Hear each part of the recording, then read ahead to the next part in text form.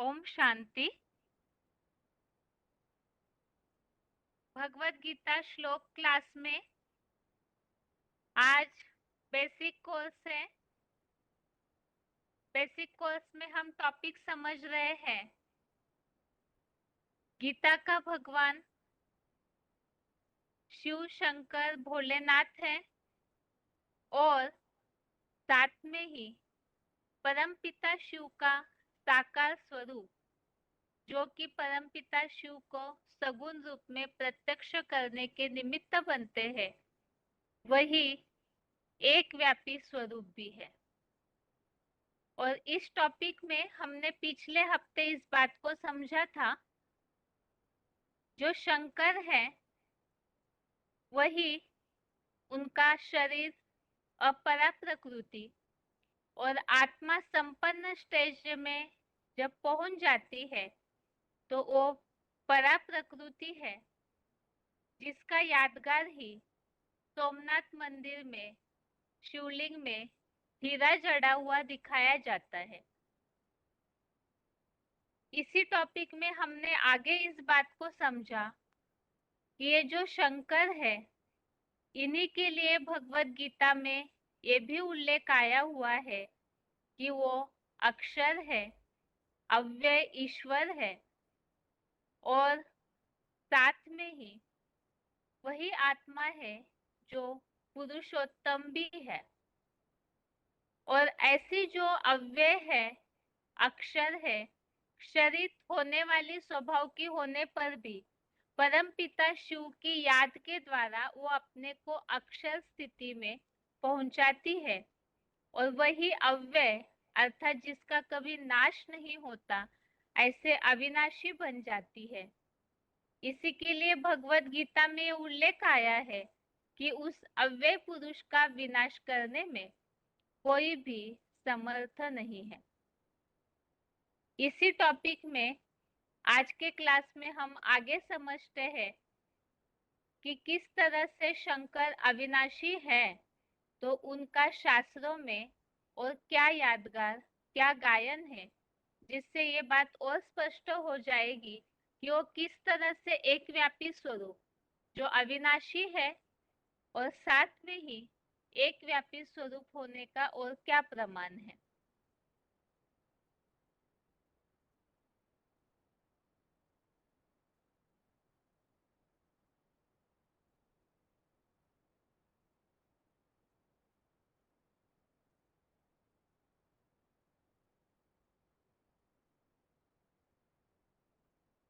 जैसे कि हमने समझा है, यह अविनाशी मनुष्य सृष्टि रूपी वृक्ष का अविनाशी बीज है शंकर, और उन्हीं के लिए जो पुरुषोत्तम परमात्मा स्वरूप है वो शंकर ही है, जिन्हें मृत्यु से परे दिखाया जाता है, जो कि मृत्यु पर भी जीत प्राप्त करते हैं, मृत्यु से परे हो जाते हैं। इसके लिए हमने शब्द समझे थे, वो अक्षय बन जाते हैं। सभी भोगी आत्माओं की तुलना में क्षरित होने का स्वभाव होने पर भी वो अपने को अक्षर बनाते हैं, अव्यय बनाते हैं, अर्थात अविनाशी है, जिनकी मृत्यु नहीं होती। इसी मृत्यु से जीत पाने के लिए ही भगवत गीता में ही 5वें अध्याय का 19वां श्लोक, अध्याय 5 श्लोक नंबर 19 है। इहैव तैर्जितः सर्गो येषां साम्ये स्थितं मनः निर्दोषं हि समं ब्रह्म तस्मात् ब्रह्मणि ते स्थितः। अर्थात जिनका मन समानता में स्थिर है, उन्होंने यहाँ मृत्युलोक रूपी संसार को जीत लिया है। इसके पहले हमने उल्लेख देखा है कि एक शंकर महादेवी है, जिन्हें पक्षपातहीन दिखाया है। हर स्थिति परिस्थिति में धैर्यता और समानता का प्रतीक जो योगीश्वर शंकर दिखाए जाते हैं। तो ऐसे जिनका मन समानता में स्थिर है, उन्होंने मृत्युलोक रूपी संसार को यहाँ ही जीत लिया है। अब जिन्होंने मृत्यु को जीत लिया, इस मृत्युलोक वाले संसार में भी जो अपने मृत्यु से परे हो जाते हैं, तो वही फिर औरों को देवत्व या अमरत्व प्रदान कर सकते हैं। और जो खुद तो अविनाशी बन गए स्वयं अपने पुरुषार्थ से, परम पिता शिव की याद से, तो उन्हें अमरनाथ कहा है। महामृत्युंजय मंत्र का जाप भी महादेव के नाम से ही किया जाता है, इसीलिए वो अमरत्व देने वाले माने जाते हैं। और जो अमर है उनमें फिर वो सामर्थ्य आ जाता है कि संसार का विनाश भी कर सकते हैं। और जो इस सारे संसार का विनाश हो जाए तो अमर जो है वही बचेंगे, वही फिर इस संसार की उत्पत्ति करने का सामर्थ्य भी रखते हैं। तो वो एक व्यापी स्वरूप है, इसका और एक प्रमाण स्पष्ट हो गया कि वही एक अविनाशी है, अविनाशी बीज है। तो संसार का सारा विनाश होने पर भी महामृत्यु में अमरनाथ बचे रहते हैं, क्योंकि वो अक्षर अव्यय ईश्वर है, पुरुषोत्तम है। और फिर जब सारे संसार का विनाश हो जाए तो नए संसार की उत्पत्ति या स्थापना करने का दायित्व भी उन्हीं का होता है। तो वो फिर नए संसार की उत्पत्ति करने का सामर्थ्य भी रखते हैं। अब महादेव ही इस संसार की उत्पत्ति और विनाश के निमित्त है। इसके लिए भी भगवत गीता में उल्लेख आया हुआ है कि परमात्मा द्वारा ही सृष्टि का सृजन और प्रलय संभव है। इसी के लिए 9वें अध्याय का 7वां श्लोक, अध्याय 9 का श्लोक नंबर 7 है, सर्वभूतानि कौन्तेय प्रकृति यान्ति मामिकाम कल्पक्षये पुनस्तानि कल्पादो विसृजाम्यहम्। अर्थात पुराने कल्प के अंत में समस्त भूत अर्थात क्षर प्राणी अव्यय परमात्मा के ज्योतिर्लिंग बीज रूप अवस्था को प्राप्त करते हैं और नए कल्प के आदि में अपने अपने स्वभाव अनुसार उन्हें फिर से सृष्टि के लिए नए शुद्ध रूप से परम ब्रह्म परमात्मा छोड़ते हैं। अब यहाँ पर सृष्टि की उत्पत्ति के वो निमित्त है। तो जैसे कि पुरुषोत्तम कहा है महादेव को, तो इसी तरह से वो परम ब्रह्म भी है, बड़ी से बड़ी माता बनकर के इस संसार को उत्पत्ति करने के भी वो निमित्त बनते हैं। तो यहाँ जो उल्लेख आया है कल्पक्षय पुनस्तानि कल्पादो विसृजाम्यहम्, अर्थात इसमें कल्प के अंत में सारी सृष्टि, जैसे कि महादेव अव्यय अविनाशी तब बनते हैं जब पूरी तरह से अपनी बीजरूप अवस्था को प्राप्त करते हैं। ऐसी बीजरूप अवस्था के द्वारा ही वो मनुष्य सृष्टि का बीज बनते हैं, जिसी के लिए अव्यक्त मूर्तिना का उल्लेख भी हमने गीता में आया हुआ समझा कि साकार मूर्ति तो है, शरीरधारी है, लेकिन अव्यक्त अर्थात ऐसी निराकारी स्टेज बनती है जिनको अपने कर्मेंद्रियों का कोई भी देह का भाग अंश मात्र भी नहीं रहता। ऐसी बीजरूप अवस्था वो परमात्मा, वो पुरुषोत्तम महादेव बना लेते हैं कि उनकी उस अव्यक्त अवस्था में याद के द्वारा सारे संसार के प्राणी महाविनाश के समय समा जाते हैं और फिर नई सृष्टि के समय नंबरवार स्वभाव अनुसार उन्हें फिर शुद्ध रूप से, सात्विक रूप से उन आत्माओं को फिर नई सृष्टि के लिए छोड़ा जाता है। तो इसी तरह से वो एक ही व्यक्तित्व है जो कि इस संसार के विनाश और उत्पत्ति का भी सामर्थ्य रखते हैं। आगे इसी टॉपिक में हम आगे समझते हैं कि किस तरह से सारा संसार उनके इस अव्यक्त अवस्था में समाते हैं। तो भगवत गीता में श्री कृष्ण के लिए कहीं भी इस तरह का उल्लेख नहीं आया हुआ है।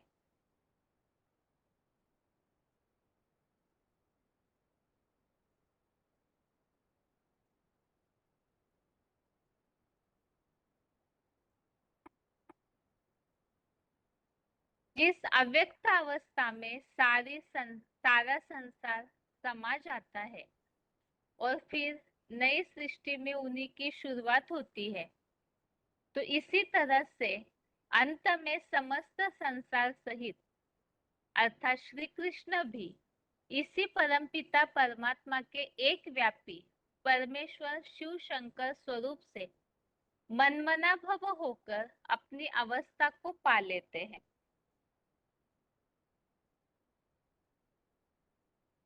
इसी की यादगार में मंदिरों में स्नेह के धागे के बंधन में रहने वाले अनेक शालिग्रामों के बीच में निर्बंधन शिवलिंग को दिखाया जाता है। अर्थात जितनी भी शालिग्राम रूपी आत्माएं हैं, आत्माओं की यादगार शालिग्राम दिखाया जाता है और वो सब शालिग्राम बंधन में दिखाए जाते हैं, लेकिन उन्हीं के बीच में एक शिवलिंग अर्थात परमपिता का यह एक व्यापी स्वरूप जो अव्यक्त मूर्ति ना बनता है, उन्हीं की यादगार शिवलिंग मंदिरों में दिखाई जाती है, तो उन्हें निर्बंधन दिखाया जाता है। शालिग्राम के जो गोल गोल पत्थर होते हैं जो मंदिरों में दिखाए जाते हैं, तो उनमें लकीरों के रूप में बंधन दिखाते हैं, लेकिन ये शिवलिंग ऐसा है उन शालिग्रामों के बीच में निर्बंधन दिखाया जाता है। अब कल्प के अंत में सारा संसार नष्ट होने पर भी इस अव्यक्त परमात्मा स्वरूप शिव शंकर का नाश नहीं होता है। इसके लिए हमने पहले भी श्लोक देखा, जैसे कि दूसरे अध्याय का 17वें श्लोक में भी बताया कि उस अव्यय पुरुष का विनाश करने के लिए कोई भी समर्थ नहीं है। और इसी तरह से और एक श्लोक 8वें अध्याय का 20वां अध्याय 8 का श्लोक नंबर 20, इसमें भी इस बात का उल्लेख है कि सारा संसार नष्ट होने पर भी उस शिव शंकर का नाश नहीं होता है। 8वें अध्याय का 20वां श्लोक है, परस्तस्मात्तु भावोन्यत अव्यक्तो व्यक्तात् सनातनः यः स सर्वेषु भूतेषु नश्यत्सु न विनश्यति। तो इसमें भी इस बात का उल्लेख आया हुआ है। सारे सर्वेषु भूतेषु अर्थात सब प्राणियों का नाश होने पर भी ये जो प्राणी है अर्थात ये जो अव्यक्त स्वरूप है जो ऐसे बीज रूप स्टेज बना लेते हैं, उस अव्यय पुरुष का विनाश नहीं होता है। और कल्प के आदि में भी सभी के उत्पन्न होने का मूल कारण वही होने के कारण उनके जन्म को कोई भी नहीं जानता है। अब सारे संसार के प्राणियों का विनाश हुआ, लेकिन वो तो अमर बने हैं, मृत्यु लोक को इसी संसार में उन्होंने मृत्यु को जीत लिया है, क्योंकि उनका मन समानता में स्थित है। और उसी आधार से सारे प्राणियों का नाश होने पर वो अमर अव्यय अक्षर परमात्मा बचे रहते हैं। तो वही फिर नई सृष्टि की उत्पत्ति का मूल कारण बनते हैं। तो इसीलिए उनके जन्म को भी नहीं कोई देख पाता है। जैसे उनकी मृत्यु कोई नहीं देखता, वो मृत्यु से परे हुए और सबकी शुरुआत करने की वो निमित्त है, तो उनके जन्म को भी कोई नहीं जानता है। इसी के लिए 10वीं अध्याय का तीसरा श्लोक, अध्याय 10 का श्लोक नंबर 3 श्लोक है, यो माम अजम अनादिम च वेत्ति लोक महेश्वरम असम्मूढ़ समर्तेषु सर्व पाप है प्रमुच्यते।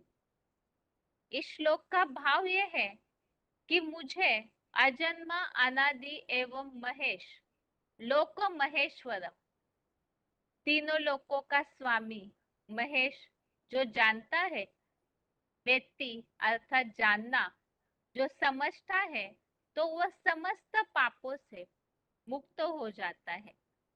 तो अजन्मा है अर्थात जन्म से परे, अनादि है अर्थात उनकी शुरुआत करने वाला कोई नहीं, वही सबकी शुरुआत है। अन आदि अर्थात जिनका कोई आदि नहीं, और वही महेश भी है, महान शासन करता भी है। तो इस स्वरूप को उनके जो जानता है वो समस्त पापों से मुक्त हो जाता है। अब यहाँ पापों से मुक्त होना अर्थात मुक्ति दिलाने वाले हैं वो, पापों को हरण करने वाले, मुक्ति जिसे मोक्ष कहा जाता है, तो सारे पापों से दुखों से मुक्ति देने वाले।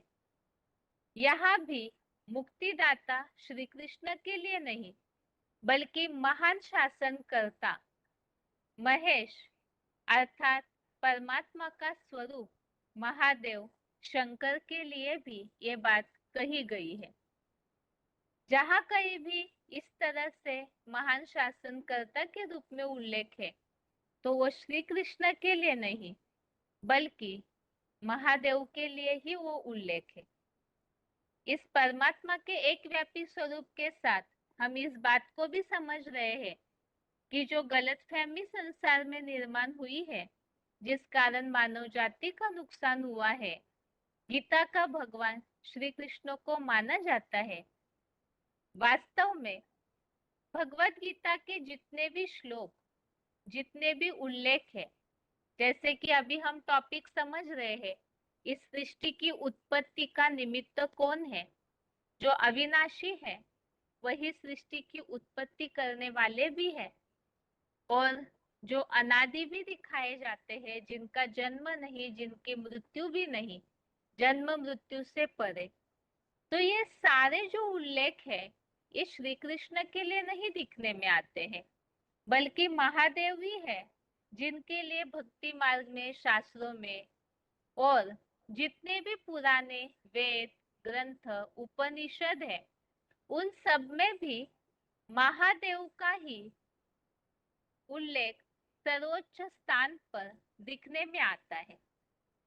अब किस तरह से महान शासनकर्ता महेश्वर अर्थात ही जो कि परम पिता का सगुण स्वरूप, परम पिता शिव भगवान है, और उनको साकार स्वरूप में भगवान के रूप में प्रत्यक्ष करने के लिए महादेव निमित्त बनते हैं। तो इसीलिए ही इस एक व्यापी स्वरूप का पुरातन समय में भी उल्लेख मिलता है। जैसे कि वेदों में भी भगवान इस पद्म नाम अनन्य रूप से केवल भगवान रुद्र के लिए ही प्रयोग किया हुआ है। वेद जो सबसे पुरातन ग्रंथ के रूप में माना जाता है, तो ये वेदों में भगवान शब्द जो है वो केवल भगवान रुद्र के लिए भी उपयोग किया गया है। इसी तरह से यजुर्वेद का भी श्री रुद्र श्लोक वेदों के भगवान के रूप में रुद्र की वंदना से आरंभ होता है। इसी के अनुसार ओम नमो भगवते रुद्राय, जिसका अर्थ है रुद्र जो कि भगवान ईश्वर की परम मूर्ति है, उनको नमन। तो ये जो जैसे यजुर्वेद या अन्य जो भी वेद है, उनमें भगवान के स्थान पर रुद्र के लिए कहा गया है, भगवान के रूप में ही रुद्र की वंदना की जाती है, मान्यता भी है। और बाकी जो भी देवताएं हैं, अब धीरे धीरे जैसे कि सृष्टि चक्र आगे बढ़ा, सबसे शुरुआत में वेद, पहले तो गीता बनी, फिर वेद बने, उपनिषद बने, बाद में अलग अलग शास्त्र पुराण ग्रंथ बनते गए। तो धीरे धीरे जैसे ही परिवर्तन होता गया सृष्टि में, मनुष्यों के जन्म जन्मरण के चक्र में आते आते फिर इन सब बातों में भी परिवर्तन हो गया। और बाकी सभी देवताएं जिन्हें भगवान की उपाधि मिली, उन्होंने वह उपाधि पुराणों से प्राप्त की है, न कि वेदों से। इसमें ये बात स्पष्ट है कि वेद सबसे पहले, उसके बाद उपनिषद और फिर पुराण, फिर धीरे धीरे अलग अलग ग्रंथ शास्त्र बनते गए। अब वास्तव में ग्रंथों पुराणों में नारद और व्यास को भी इस उपाधि से अलंकृत किया गया है। पुराणों में भी व्यास को भी भगवान माना गया, नारद को भी भगवान माना गया। जैसे कि अभी हमने समझा, धीरे धीरे कालांतर से भगवान की उपाधि देवताओं को भी दिए जाने लगी। नारद और व्यास को भी भगवान के रूप से अलंकृत किया गया। और फिर बाद में ग्रंथों की बोलचाल की भाषा में यह उपाधि, भगवान की उपाधि, सबके लिए प्रयोग की जाने लगी। अर्थात इस शब्द का महत्व मनुष्य मात्र पूरी तरह से न समझ पाने के कारण भगवान की उपाधि सभी को ही एक सामान्य रूप से ग्रंथों में दी जाने लगी। अभी आगे इसी टॉपिक को हम समझते हैं।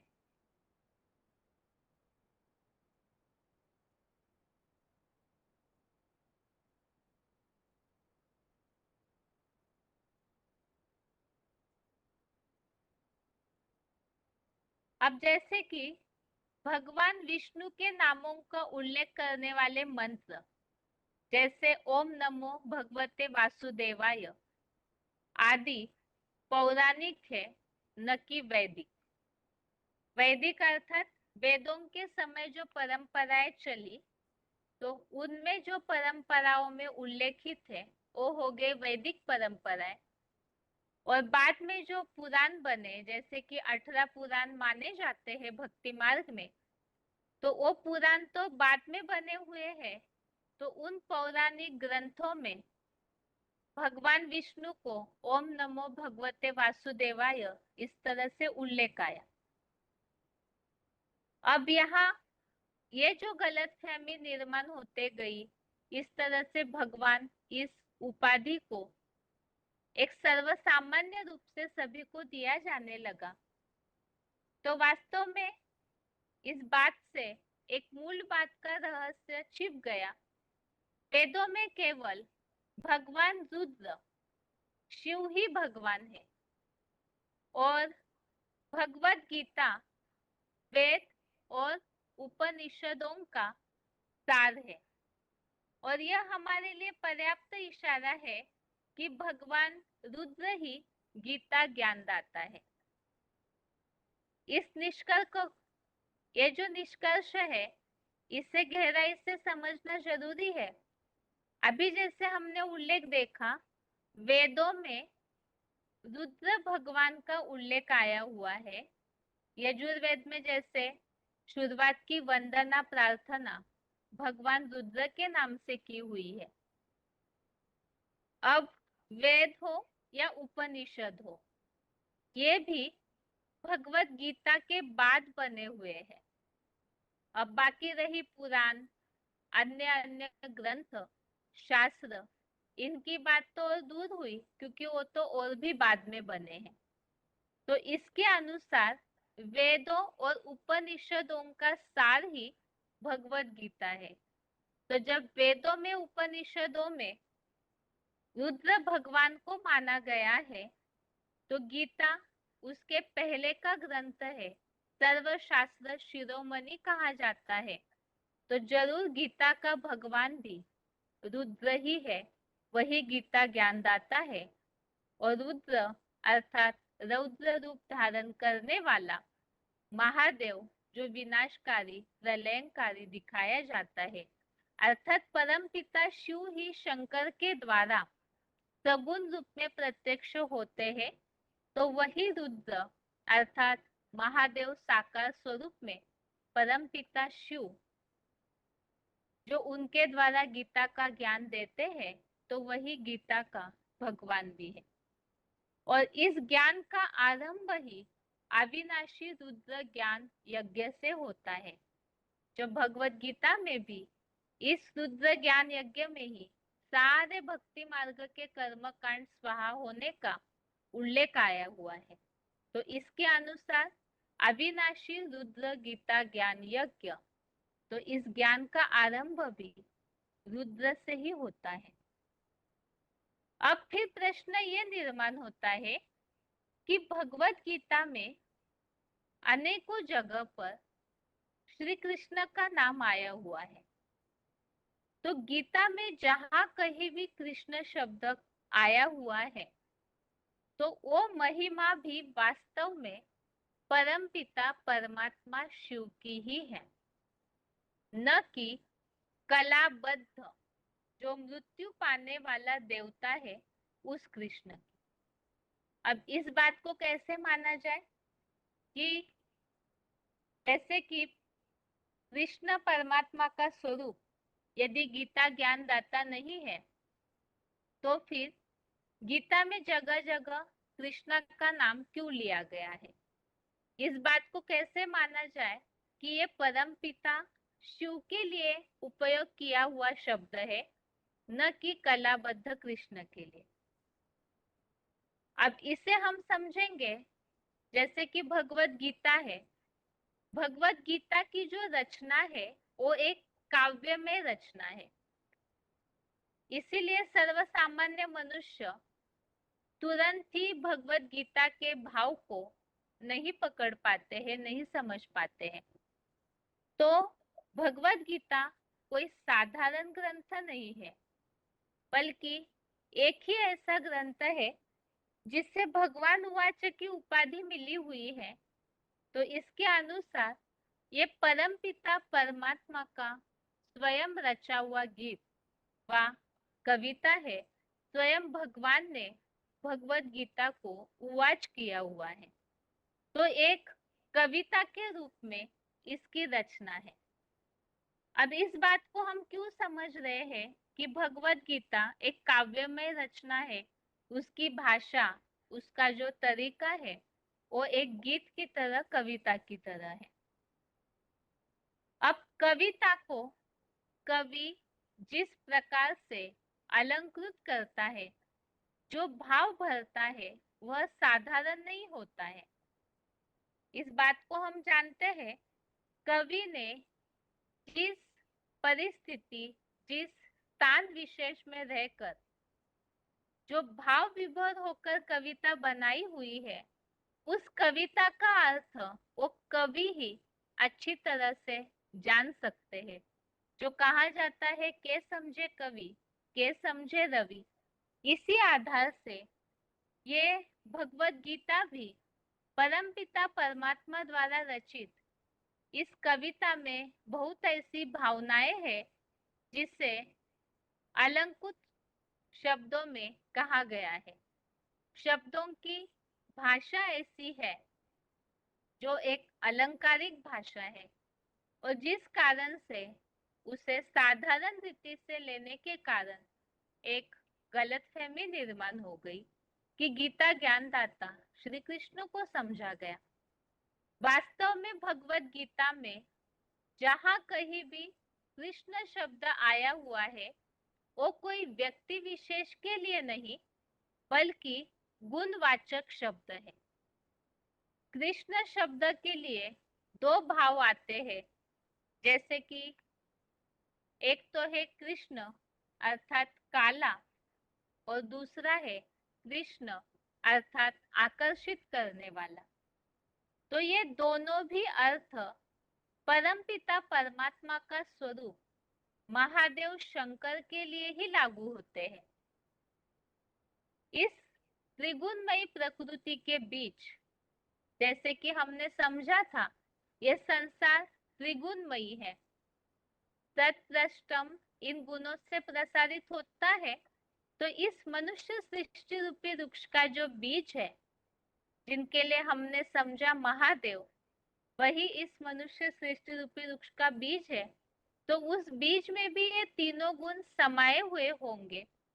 इसके अनुसार त्रिगुणमय प्रकृति के बीच कलयुग के अंतिम समय तक भी साकार में रहने के कारण वो काला स्वरूप भी महादेव शंकर के लिए ही उल्लेखित है, अर्थात सृष्टि के बीज के रूप में है। तो आदि से अंत तक जन्म मृत्यु से भी वो परे है। तो इस सृष्टि पर ऑलराउंडर पार्ट बजाने के कारण वो अंतिम समय तक वो काला स्वरूप बन जाता है और समस्त संसार को, भूत प्राणियों, देव या असुर, कोई भी वर्ग के हो, सभी के इष्ट भी माने जाते हैं। सभी के लिए इष्ट है, सभी के लिए वो आकर्षण में स्थान भी है। तो इसीलिए महादेव शंकर के लिए ही, जो परम पिता शिव का साकार स्वरूप है, जो कि वास्तव में गीता ज्ञान दाता है, तो उनके गुणों के लिए ही कृष्ण शब्द भगवत गीता में आया हुआ है, न कि कलाबद्ध कृष्ण के लिए जो मृत्यु को पाते हैं। तो आज के इस क्लास में हमने जिन बातों को समझा है, सबसे पहले तो इस बात को हमने समझा, परमपिता शिव का एक व्यापी स्वरूप महादेव अर्थात शंकर, जो कि अक्षर है, अव्यय ईश्वर है, पुरुषोत्तम है और परम आत्मा भी है। उन्हें ही उत्तम पुरुषस्पन्य परमात्मा ऐसे कहा है। तो उस आधार से वो अविनाशी है। अविनाशी है अर्थात उनका नाश नहीं होता।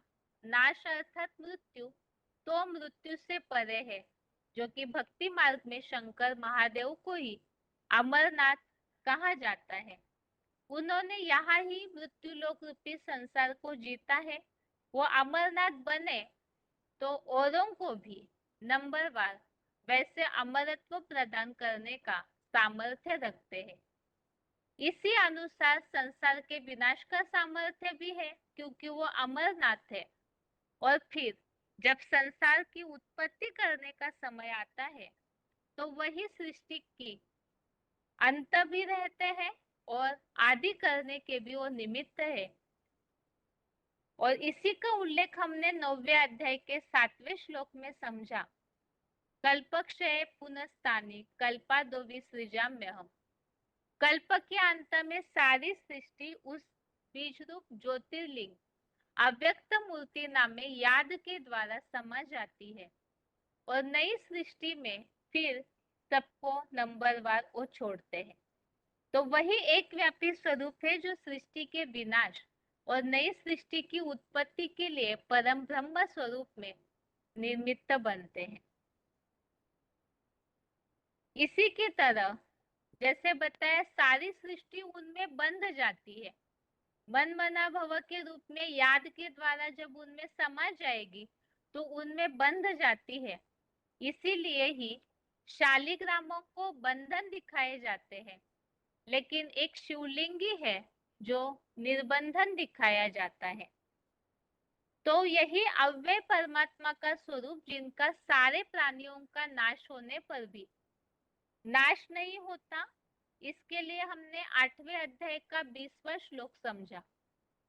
और जब उनका नाश नहीं होता तो वो सृष्टि की आदि करने के भी निमित्त है। तो वो अनादि है, अजन्मा है और महेश्वर महान शासन करता है। ऐसे उनके स्वरूप को जो जानते हैं वो पाप मुक्त होते हैं। तो मोक्षदाता के रूप में भी महादेव को माना जाता है, न कि श्री कृष्ण को। अब वो महान शासन करता है, सबसे महान ईश्वर है, तो वही भगवान का स्वरूप भी है, सगुण साकार स्वरूप बन जाते हैं। इसीलिए वेदों में जो सबसे पुराने शुरुआत का ग्रंथ माना जाता है, वेदों में रुद्र भगवान के रूप में उल्लेख आया हुआ है। ओम नमो भगवते रुद्राय इसी तरह उल्लेख किया जाता है।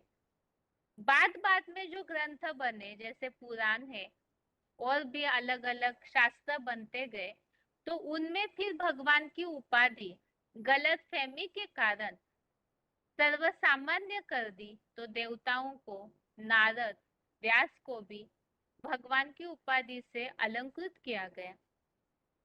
लेकिन वास्तविकता इसके कारण छिप गई है। वेद जो सबके शुरुआत के ग्रंथ है, उनमें तो रुद्र भगवान अर्थात शिव को माना गया है, जबकि इस बात से यह स्पष्ट होता है कि वेद और उपनिषदों का सार भगवत गीता है, तो इस अनुसार भगवत गीता का ज्ञानदाता भी शंकर वही स्वरूप है जो परमपिता शिव का साकार स्वरूप बनते हैं, जिन्हें ही रुद्र कहा जाता है। और इस ज्ञान की शुरुआत, इसका आरंभ भी अविनाशी रुद्र ज्ञान यज्ञ से होता है, जो कि भगवत गीता में भी इस बात का उल्लेख आया हुआ है कि इस अविनाशी रुद्र ज्ञान यज्ञ में सारे भक्ति मार्ग के क्रियाकांड समाप्त हो जाते हैं। और यहाँ फिर जैसे कि समझा कि गीता ज्ञानदाता जब वेदों और उपनिषदों का भगवान भी रुद्र है, तो जरूर गीता ज्ञानदाता भी भगवान रुद्र ही है, अर्थात परमपिता शिव शंकर के द्वारा। और इस बात को भी हमने समझा कि जब गीता ज्ञानदाता परमपिता शिव शंकर अर्थात रुद्र है, तो फिर कृष्ण शब्द का उल्लेख गीता में क्यों आया है, तो इसके लिए भी हमने समझा वास्तव में वो गुणवाचक शब्द है जो कि सबको आकर्षण करने के निमित्त बनते हैं। इसीलिए ही ये शब्द गीता में वास्तव में महादेव शंकर के लिए ही, परमपिता शिव जो शंकर के द्वारा गीता ज्ञानदाता है, उन्हीं के लिए ही प्रयोग किया गया है। अभी इन्हीं सब बातों को आगे हम समझते हैं मुरलियों में आए हुए उल्लेखों के द्वारा। आगे है पॉइंट्स। सबसे पहला, शंकर एक ही देवता जो जन्म मृत्यु से परे है। VCD number 2625, VCD number 2625, 13 minute 13 minutes के बाद से लिया हुआ पॉइंट।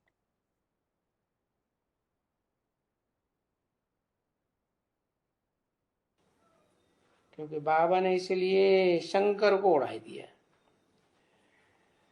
क्यों?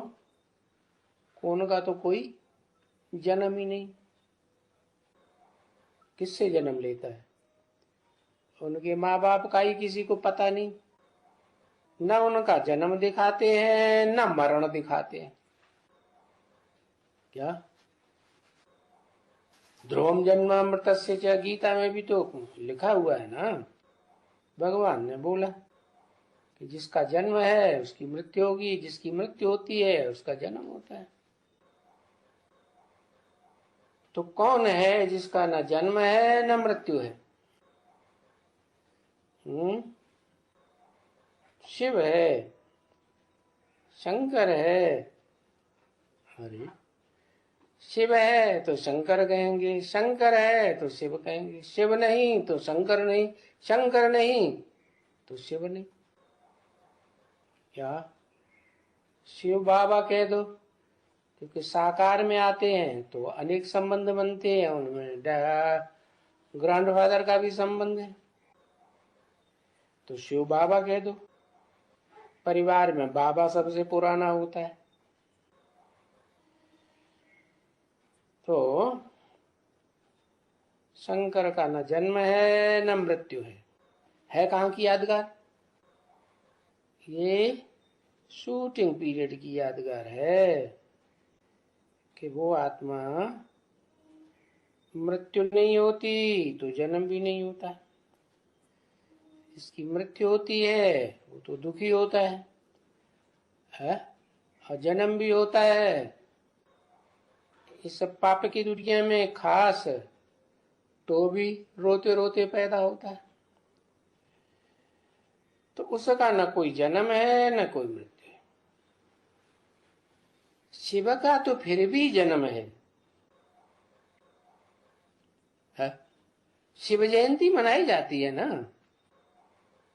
जन्म है। गर्भ से जन्म नहीं है बुद्ध रूपी पेट की बात है। और ब्रह्मा का भी जन्म है। अच्छा, उसका शिव का जन्म है तो शिव जयंती कहते हैं, शंकर जयंती तो नहीं कहते। अगला पॉइंट है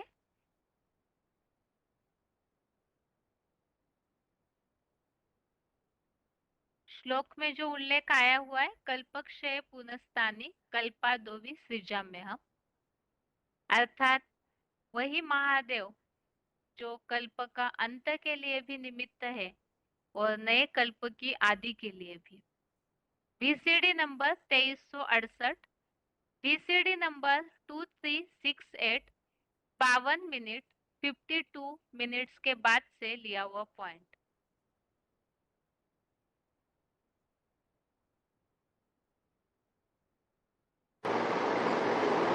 जो भी प्राणी मात्र की आत्माएं हैं, चाहे मनुष्य हो, पशु हो, पक्षी हो, कीड़े मकोड़े हो, पेड़ पौधे हो, सबकी आत्माएं इस सच्ची रूपी रंगमंच पर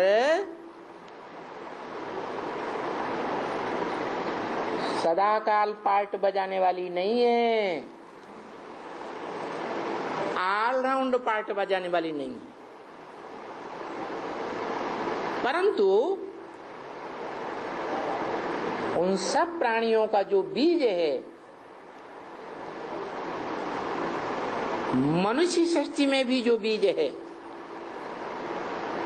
जिसे कहा जाता है आदम, एडम, वो इस सच्ची रूपी रंगमंच पर सदा काबिज है। और जब वो योग बल के आधार पर संपन्न स्टेज पकड़ता है तो वो ही शिवलिंग का रूप है। क्योंकि शिव बाप कहते हैं, मैं न पूजी बनता हूं और न पुजारी बनता हूं। वो निराकार आत्माओं का बाप न पूज्य है और न पुजारी है। फिर कौन है?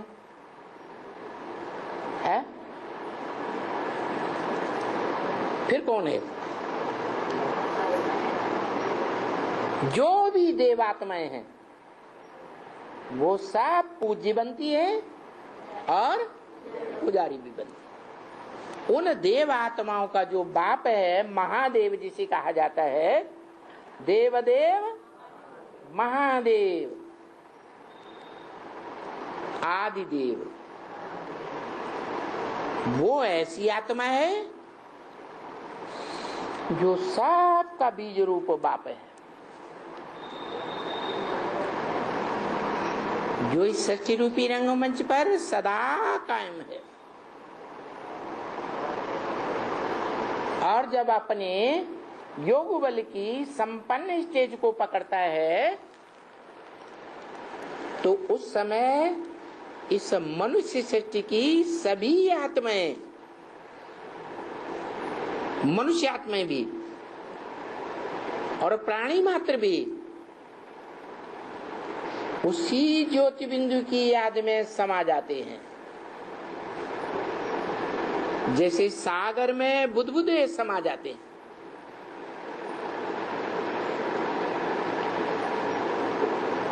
झाड़ के चित्र में शिव बाबा ने साक्षात्कार के आधार पर झाड़ के ऊपर बैठा हुआ वो नग्न रूप निराकार की यादगार दिखाया है मनुष्य रूप में। याद आया? जहां दिखाया है कि सभी आत्माएं अपना शरीर छोड़ छोड़ करके उसमें समाती जा रही हैं। किसमें?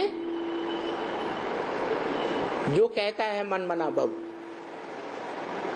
मेरे मन में समा जा। माने तेरे मन में ज्योति बिंदु, उस ज्योति बिंदु स्वरूप में इस सृष्टि की सभी आत्माएं समा जाती हैं महामृत्यु के समय, महाविनाश के समय। और उसी में से सारी आत्माएं अपने नंबर पर नंबरवार निकलती हैं। अगला पॉइंट है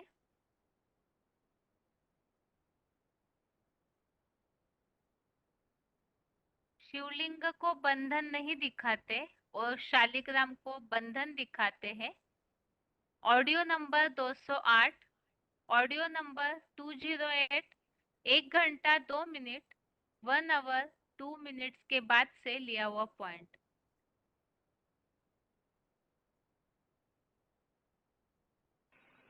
तो शिव रुद्र सब उनके ही नाम है। अथाह नाम रखिए, जैसा काम वैसे वैसे नाम रखिए। बाप कहते हैं मेरा असली नाम शिव है, वो एक ही। मैं शिव हूँ, तुम शालिग्राम। क्या अंतर हुआ? शिव और शालिग्राम में क्या अंतर दिखाते हैं? शालिग्राम छोटे छोटे दिखाते हैं और शिवलिंग को बड़ा बनाते हैं। बड़े का मतलब क्या हुआ? बड़ा पार्ट बजाने वाला, महत्व का पार्ट बजाने वाला। और शालिग्राम छोटे छोटे बनाते हैं, इसका मतलब उनके नंबरवार पार्ट।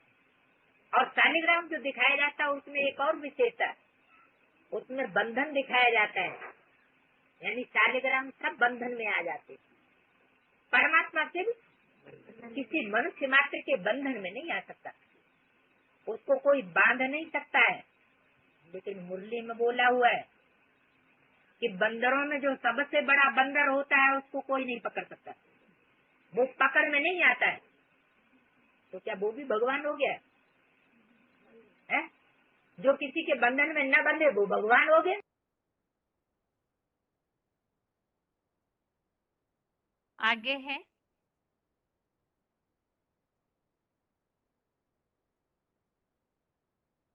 कृष्ण अर्थात आकर्षण करने वाला। VCD number 675, VCD number 675, 35 minute 37 minutes के बाद से लिया हुआ पॉइंट।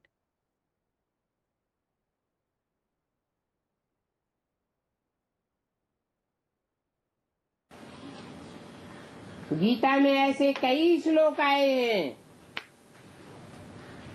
जिनसे ये साबित होता है क्या कि गीता का ज्ञान साकार के द्वारा नहीं दिया गया, साकारी माना देह अभिमानी के द्वारा नहीं दिया गया। जिसकी बुद्धि देह में धरी रहती है ऐसे देहधारी के द्वारा नहीं दिया गया।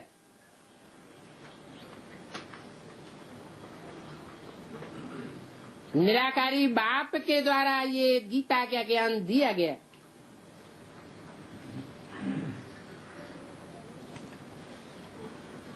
सिर्फ कृष्ण का नाम डाल दिए है। गीता के बहुत से श्लोक ये बात बताते हैं कि गीता ज्ञान देने वाला निराकार है, परंतु नाम कृष्ण का डाल दिया है।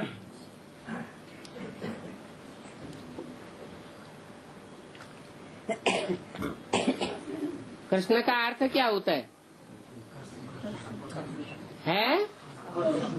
आकृष्ट करने वाला, आकर्षण करने वाला।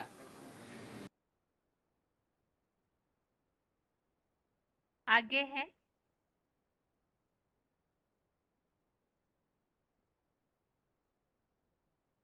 कृष्ण या श्याम सुंदर वास्तव में शंकर का ही गायन है। वार्तालाप number 902, discussion number 902, 45 minute 45 minutes के बाद से लिया हुआ पॉइंट। शिवम कल्याणकारी। कैसा कल्याणकारी? जो बोलेगा और जिसके लिए भी बोलेगा और जिस समय में भी बोलेगा,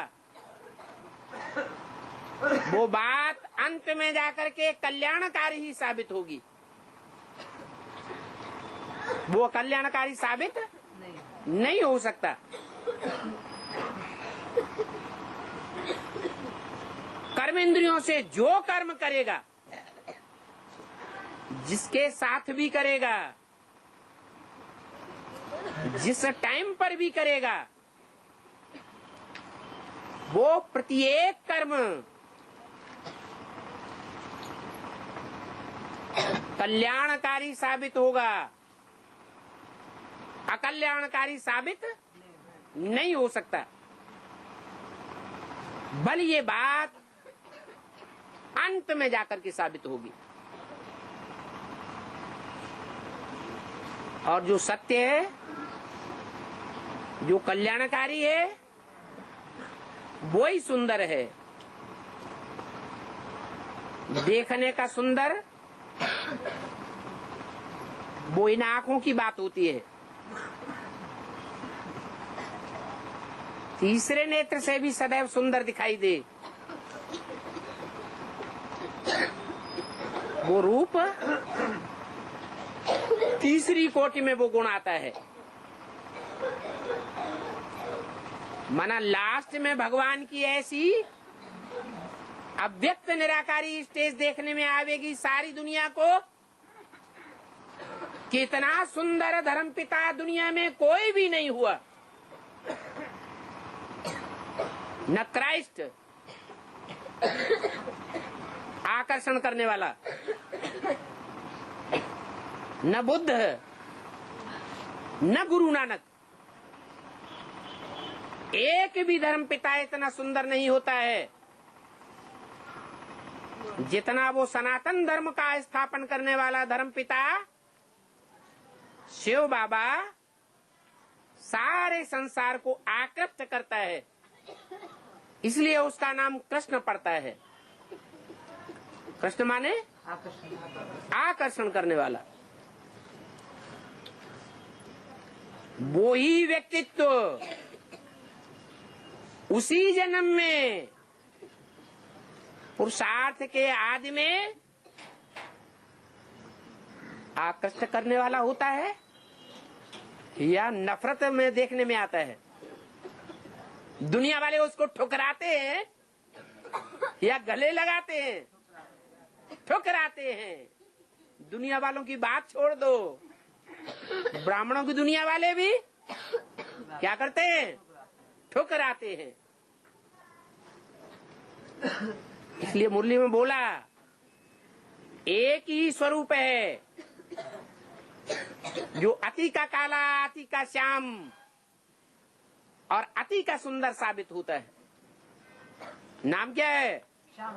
श्याम सुंदर। इस तरह से गीता के भगवान के टॉपिक संबंधित हमने पॉइंट अभी समझे। अभी आगे है रिवीजन सर्वात्माओं के पिता इस कोर्स की। सर्वात्माओं का पिता एक है।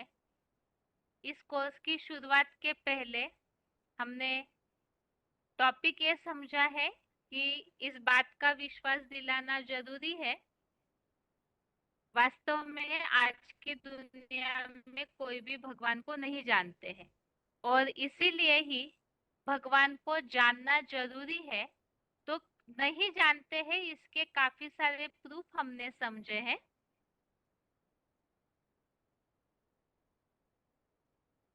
तो ये न जानने का कारण या भगवान के बारे में जो अनेक प्रकार के मान्यताएं निर्माण हुई है उसका कारण क्या है उसे हम समझते हैं।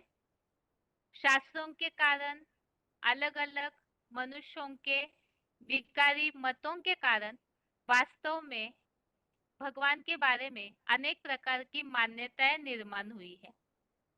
तो इन्हीं बातों को हम कुछ पॉइंट्स के द्वारा समझते हैं। सबसे पहले तो VCD point 906, VCD number 906, Bharat को न जानने के कारण ही, बाप को न जानने के कारण भारत कितना कंगाल बन गया है। अब सर्व को जानना तो अच्छा है ना, ज्यादा विस्तार में बुद्धि जाएगी, सबकी पहचान हो जाएगी, लेकिन बुद्धि का ठिकाना नहीं लगेगा। सर्वव्यापी कहने से, सर्वव्यापी समझने से बुद्धि भटकती रहेगी। भक्ति मार्ग में कई सारे लोग हैं यह समझते हैं भगवान को सर्वव्यापी मानने में फायदा है, लेकिन वास्तव में अगर इस तरह समझते हैं तो बुद्धि भटकती जाएगी। तो अनेक मान्यताएं भगवान के बारे में जो है, इसमें से सर्वव्यापी की मान्यता जिससे आज सबकी बुद्धि भटक रही है। अब ये बुद्धि के भटकाव का कारण या अनेक मान्यताओं के निर्मित का कारण क्या है? मनुष्य विकारी बने और उसके कारण शास्त्रों में अपने अनुसार अगड़म बगड़म बातें लिख दी है। VCD number 2385, VCD number 2385। अब विकारी बुद्धि बन गए तो अगड़म बगड़म उन शास्त्रों में लिख दिया गया है। अगला पॉइंट है, शास्त्रों के इस अगड़म बगड़म बातों के कारण क्या नुकसान हुआ? तो और भी दुर्गति हुई। वीसीडी नंबर 1339, वीसीडी नंबर 1339 कहते हैं भगवान ने शास्त्र बनाए। अरे भगवान कोई बैठ शास्त्र थोड़े ही बनाते हैं, भगवान तो सभी वेदों शास्त्रों का सार सुनाते हैं। कहते हैं शास्त्रों में भूसा भरा हुआ है, ये शास्त्र जैसे कीचड़ा बनाए हुए हैं, इस कीचड़े को पढ़ते पढ़ते तुम्हारी दुर्गति हुई है। तो अनेक वैरायटी बातें शास्त्रों में डालने के कारण मनुष्य विकारी बने, तो शास्त्रों में भी ऐसी ऐसी बातें लिख दी जैसे कि भूसा भर दिया और इसे पढ़ते पढ़ते ही मनुष्यों की दुर्गति हो गई है। अब आदि में शास्त्रों में सच्चाई थी, द्वापर के आदि में। अब बाद में जब इंटरप्रिटेशन हुए शास्त्रों के तो गीता भी झूठी हो गई। VCD number 308, VCD number 308। अगला पॉइंट है वीसीडी नंबर 829, वीसीडी नंबर 829। शास्त्र अनेक मनुष्यों के लिखे हुए हैं, इसीलिए उनमें तुंडे तुंडे मतिर भिन्ना भरा हुआ है। अनेकता हो गई तो शास्त्र सब झूठे हो गए, फायदा कुछ भी नहीं। तो अनेक मान्यताओं के कारण दुर्गति हुई, गीता भी झूठी हो गई और शास्त्र भी झूठे हो गए। तो ये अनेक मान्यताओं के कारण फायदा कुछ भी नहीं, जो प्राप्ति मनुष्यों को होनी चाहिए वो प्राप्ति से वंचित हो गए। अब इस शास्त्रों के कारण जो नुकसान हुआ है इसी के बारे में भगवत गीता में भी उल्लेख आया हुआ है। तो गीता में श्लोक इस तरह से है,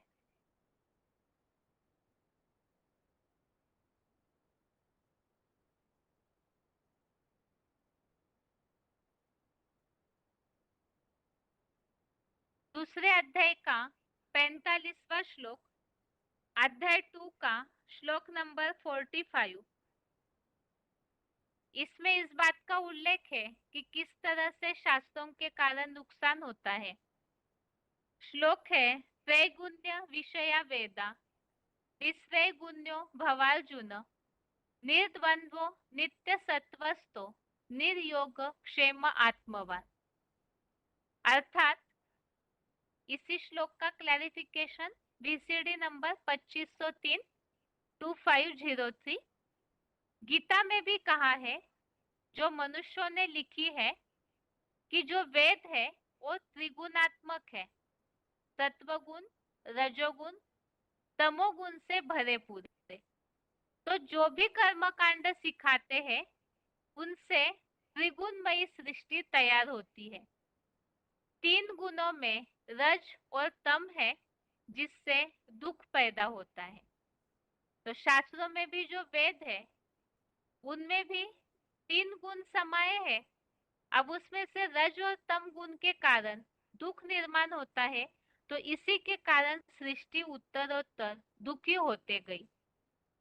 इसी तरह से जो अनेक मतांतर फैल गए विकारी मनुष्यों के कारण, शास्त्रों की अनेक बातों के कारण, इसके लिए दूसरे अध्याय का 41वां श्लोक, अध्याय 2 का श्लोक नंबर 41 है, व्यवसायात्मिका बुद्धि रेकेह कुरु नंदन बहुशाखा ह्यनंताश्च बुद्धयो व्यवसायिना।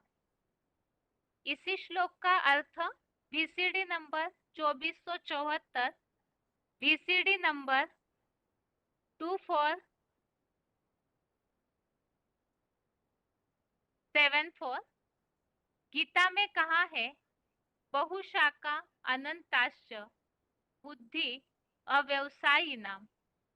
माना जिनकी बुद्धि निश्चय शून्य होती है, पक्का निश्चय धारण नहीं कर पाती, प्रूफ और प्रमाण के आधार पर बुद्धि ही ऐसी बनी हुई है, सुनी सुनाई बातों के आधार पर विश्वास कर लिया, अपनी बुद्धि का उपयोग नहीं किया, तो ऐसी आत्माएं निश्चय शून्य रह जाती है, अनिश्चय बुद्धि रह जाती है और वो दूसरे दूसरे धर्मों की शाखाओं में भ्रमित होती है। बहुशाखा अनंताश्च, उनकी बुद्धि बहुत शाखाओं में जाने वाली बन जाती है, एक में स्थिर होकर नहीं रहती।